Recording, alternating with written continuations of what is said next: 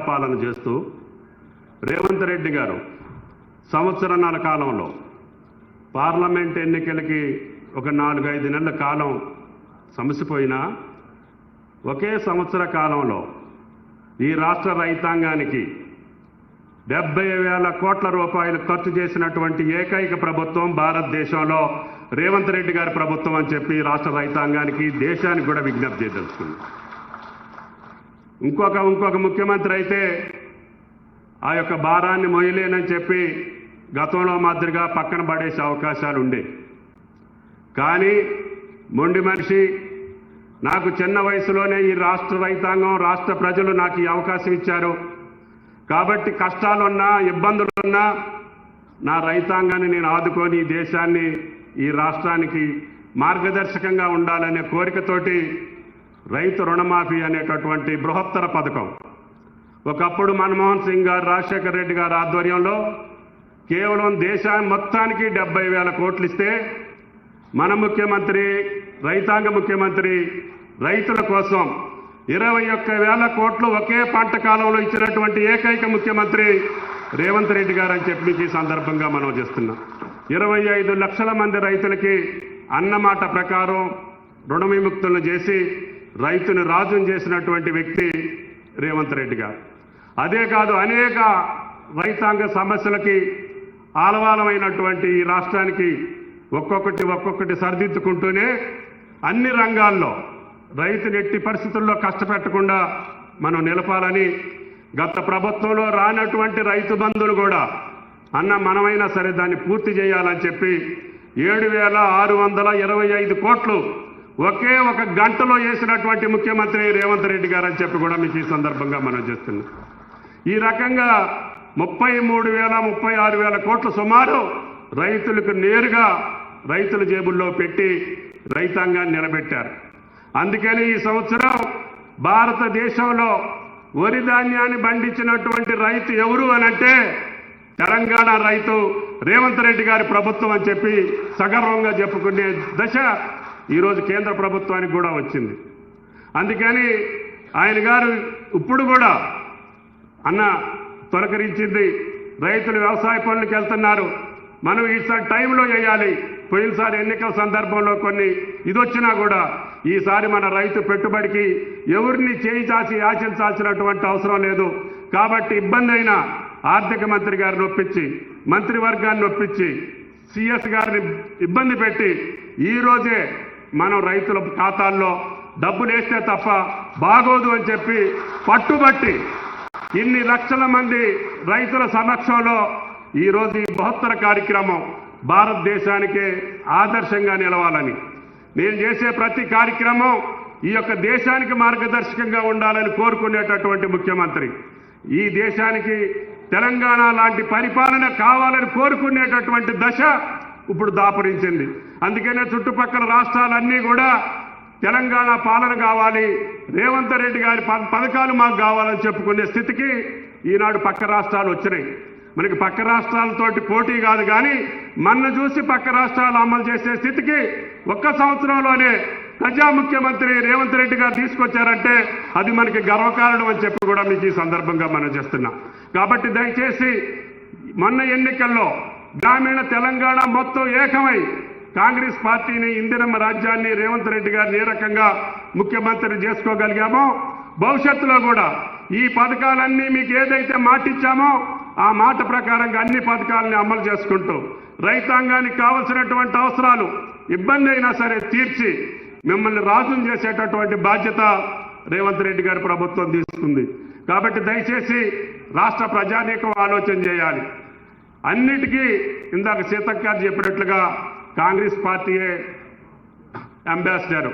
అది ఉచిత విద్యుత్ ఇచ్చిందా, నీటిపారుదల ప్రాజెక్టులు నిర్మాణం చేసిందా, లేదు రైతుకి రుణమాఫీ చేసిందా, ప్రతి కార్యక్రమానికి కూడా కాంగ్రెస్ పార్టీయే మనకి బెంచ్ మార్క్గా ఉంది. కాబట్టి ఆ వారసత్వాన్ని పుడికిపుచ్చుకొని ఇంకా కొన్ని పథకాలను అమలు చేసి ఈ రాష్ట్ర రైతాంగాన్ని నిలబెట్టి భవిష్యత్తులో ఈ యొక్క వ్యవసాయంలో తెలంగాణను చూసి భారతదేశం నేర్చుకునేటట్టుగా ఏర్పాట్లు చేసేదానికి ఆయన అన్ని రకాల సహాయ సహకారాలు మా శాఖకి ఇచ్చారు అని చెప్పి కూడా మీకు ఈ సందర్భంగా మనం చేస్తున్నాం. ఈ యొక్క ప్రజాప్రభుత్వంలో మా మంత్రులందరికీ కూడా మీ యొక్క శాఖల్లో మీరు ఏ రకంగా అయితే రైతాంగానికి కానీ మీ శాఖల్లో ఏం మేలు చేయగలుగుతారో మీరు ఆలోచించి నాకు చెప్పండి. నాకున్నటువంటి వెసులుబాటు ప్రకారం నేను అన్ని శాఖలకి న్యాయం చేసే అవకాశం ఉంటుంది. కాబట్టి మంత్రివర్గానికి స్వేచ్ఛనిచ్చినటువంటి ముఖ్యమంత్రి, మా యొక్క ఆలోచనలకి మా యొక్క మాటలకి విలువ ఇచ్చేటటువంటి ముఖ్యమంత్రి, ప్రజా అవసరాలకు తగ్గట్టుగా పరిపాలన కావాలని కోరుకునేటటువంటి ముఖ్యమంత్రికి మనందరం అండదండలుగా ఉండాల్సినటువంటి అవసరం ఉంది. అందుకనే ముఖ్యమంత్రులు ఈ యొక్క వేదిక మీద మీరు చూశారు. ఈ యొక్క కార్యక్రమానికి ఇంతమంది మంత్రులతోటి ఒక కార్యక్రమాన్ని ప్రారంభించినటువంటి చరిత్ర భారతదేశంలో ఇదే మొదటిది. ఎందుకంటే రేవంత్ రెడ్డి గారి ప్రభుత్వం రైతుల పట్ల ఉన్నటువంటి కాంక్ష, కోరిక, పట్టుదల, వాళ్ళ మీద ఉన్నటువంటి ప్రేమ ఈ యొక్క కార్యక్రమం ద్వారా మీకు విదితం అవుతుంది. అందుకనే సంపూర్ణ మంత్రివర్గాన్ని కూర్చోబెట్టుకొని ఈరోజు ఈ కార్యక్రమాన్ని తీసుకొచ్చారంటే రైతాంగం పట్ల, వ్యవసాయం పట్ల ఈ ప్రభుత్వానికి, ముఖ్యమంత్రి గారికి ఉన్నటువంటి ఆకాంక్షని, పట్టుదలని ఈ యొక్క రాష్ట్ర ప్రజానీకం గమనించుకోవాలి. మిగిలిన కార్యక్రమాలన్నింటిలో కూడా నెంబర్ 1గా వెళ్ళబోతున్నాం. మిగతా శాఖల గురించి ఇప్పుడు చెప్పాల్సినటువంటి అవసరం లేదు. సందర్భం వచ్చినప్పుడు మా మంత్రులు ఆ శాఖలకు సంబంధించి మేము ఏం చేశామో సంవత్సర కాలంలో భారతదేశంలో వినూత్నమైనటువంటి సంక్షేమ కార్యక్రమాలు ఈ భారతదేశంలో ఎవరూ ప్రవేశపెట్టలా. గుండె ధైర్యంతో మొండిగా నేను అన్నటువంటి గ్యారెంటీలతో సహా, సంక్షేమంతో సహా అనని కానీ చెప్పని కానీ ఇంకా కొన్ని పథకాలను తీసుకొచ్చి ప్రజల్ని సంక్షేమం దిశలా తీసుకెళ్లుకుంటూ ఒక పక్క అభివృద్ధి పదంలో నడుపుకుంటూ ఈ రాష్ట్రాన్ని ముందుకు తీసుకెళ్తున్నటువంటి ఈ ప్రజాప్రభుత్వాన్ని మీరందరూ ఆశీర్వదించాలని చెప్పి మేమందరం మీ యొక్క సేవకులుగా, ఈ వేదిక మీద ఉన్నటువంటి అందరం ప్రజా సేవకులుగా ఉంటాం. ప్రజా ప్రతినిధులు అయినటువంటి మేమందరం కూడా ఈ రాష్ట్ర ప్రజలు సేవ చేయడానికి వచ్చాం తప్ప ఇంకొక రకమైనటువంటి కారణాలు కాదు. ఇప్పుడు అధికారంలో లేనటువంటి పార్టీలు, అధికారం కోసం కావాలనుకున్నటువంటి పార్టీలు వాళ్ళు చేసిన తప్పుల్ని మన మీదకు దొయ్యాలని చెప్పి చూస్తున్నారు. మీరు నిన్న మొన్న చూస్తున్నారు, వాళ్ళు చేసినటువంటి దోపిడీ వ్యవస్థలకి కొన్ని సంస్థలు కొన్ని కమిషన్లు ఎంక్వైరీ చేస్తుంటే ఎడబొబ్బలు వెళ్తున్నారు. ఈ యొక్క కృష్ణా గోదావరి జలాల్ని వినాశనాన్ని భ్రష్టు పట్టించి తెలంగాణకి వినాశనాన్ని చేసినటువంటి వాళ్ళు ఈరోజు ఈ ప్రభుత్వాన్ని, రేవంత్ రెడ్డి గారి ప్రభుత్వాన్ని, ఉత్తమ్ గారిని విమర్శించే స్థాయికి వచ్చారు. గత 10 సంవత్సరాల్లో కృష్ణా గోదావరి జలాల్లో నష్టాలు జరిగినాయి అంటే, ఈ రాష్ట్ర రైతాంగానికి నష్టం జరిగింది అంటే గత ప్రభుత్వంలో జరిగింది. దానికి నేను కూడా మన కమిషన్కి రిప్లై రాశాను. ఏం జరిగింది, ఏం జరగలేదు అని కూడా. అదేవిధంగా అన్ని రంగాల్లో ఈ రాష్ట్రాన్ని పట్టించినటువంటి కార్యక్రమాలు భవిష్యత్తులో మీరే చూస్తారు. కాబట్టి దయచేసి మాకు ఏ వాళ్ళ మీద కూడా కక్ష సాధింపు చర్యలు అవసరం లేదు. మమ్మల్ని ఎన్నుకున్నటువంటి ప్రజల యొక్క సేవ చేసి వాళ్ళతోటి శభాష్ అనిపించుకోవడం తప్ప ఈ రేవంత్ రెడ్డి గారి ప్రభుత్వానికి ఇంకొక కోరిక లేదు అని చెప్పి కూడా మీకు ఈ సందర్భంగా మనం చేస్తున్నా. కాకపోతే మీరు అనవసరంగా ప్రజలను తప్పుదోవ పట్టించాలని అన్ని విఫలమైనటువంటి పథకాలను తీసుకొచ్చి ప్రజలను మోసం చేసి, దగా చేసి ఈనాడు ఈ ప్రభుత్వం మీద మసిబాయి రాయాలంటే, లేకపోతే మచ్చలు తేవాలంటే అది మీకు సాధ్యం కాదని చెప్పదలుచుకోవాలి.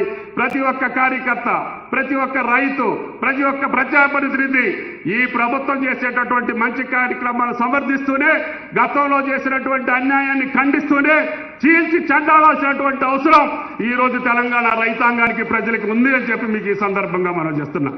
కాబట్టి దయచేసి ఇంత పట్టుదలతో చేసేటటువంటి ప్రజాప్రభుత్వాన్ని మీరు ఆశీర్వదించాలని వేదిక మీద ఉన్నటువంటి వాళ్ళందరం కూడా శాయశక్తుల ఆ భగవంతుడు ఇచ్చినటువంటి శక్తి మేరకి మీకోసం పనిచేసి శభాష్ అనిపించుకొని రేపు రాబోయే రోజుల్లో ఇంకా 1-2 పథకాలు ఏమైనా చేయాల్సి ఉంటే గుండె ధైర్యంతో చేసేటటువంటి మంత్రివర్గం ఉంది, ప్రభుత్వం ఉంది, అధికారులు ఉన్నారు.